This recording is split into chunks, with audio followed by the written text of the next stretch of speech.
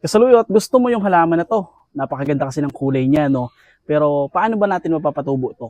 Sa madaling paraan, tuturuan ko kayo. So, siyempre gumawa kayo nitong pinakasanga niya. Ayan, no? At siyempre meron tayong paso at meron tayong coco peat o kaya ipa pwede, loam soil. So, ayan. Paano natin gagawin yan? Teka lang, wait. Kuha tayo ng cutter. Siyempre, ang gagawin natin, puputulin natin yung mga sanga ang isang dangkal, mga ganito. Tanggalin natin yan para may paano. So, putulin na natin na tuloy-tuloy yun. So, medyo mahaba-haba itong vlog natin ngayon. Yan. So, ito.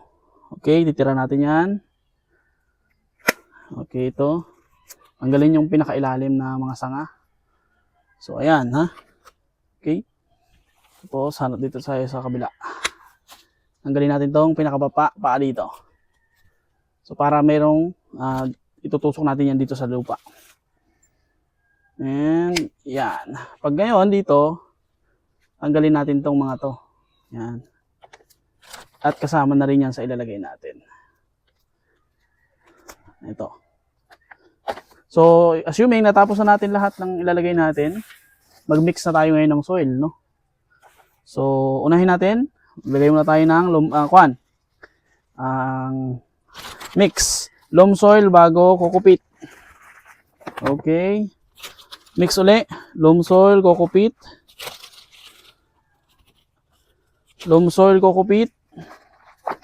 We'll mix natin. Dasikin natin para maganda-ganda. Loam soil, coco peat. Loam soil, coco peat. Coco peat. Okay, coco peat na. So ngayon, yung mga sanga na yan, tutusok natin dito. Okay? Tusok natin. Okay lang marami. Para hindi ma-access sa medium. Lagyan natin. Tusok natin dito. Ayan.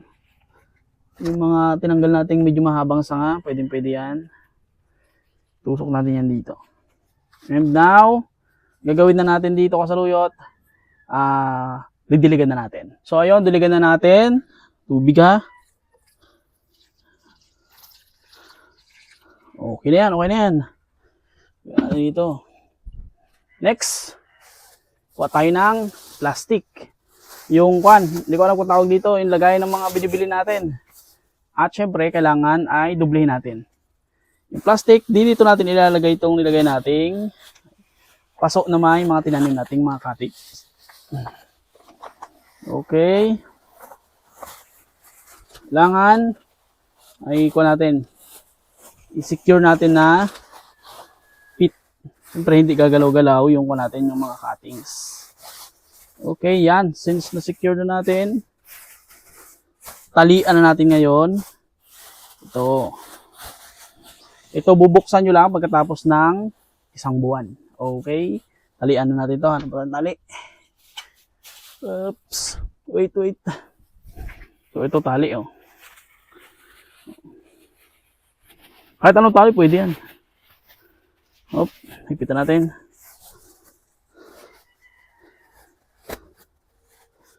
So, ganun lang kasimple. After 1 month, kukunin nyo na to. Yung iba dyan, walang ugat. Yung iba, meron. Ganun lang talaga. Madami ko nang nasubukan na ganito. Okay, ganun lang kasimple magpatubo nito. Pwede rin ito sa mga lemon. Pwede rin sa mga eugenia. Pwede rin sa mga cypress. Ganito. Kung hindi pa nakapollow, mag-subscribe na kayo at mag-follow na kayo.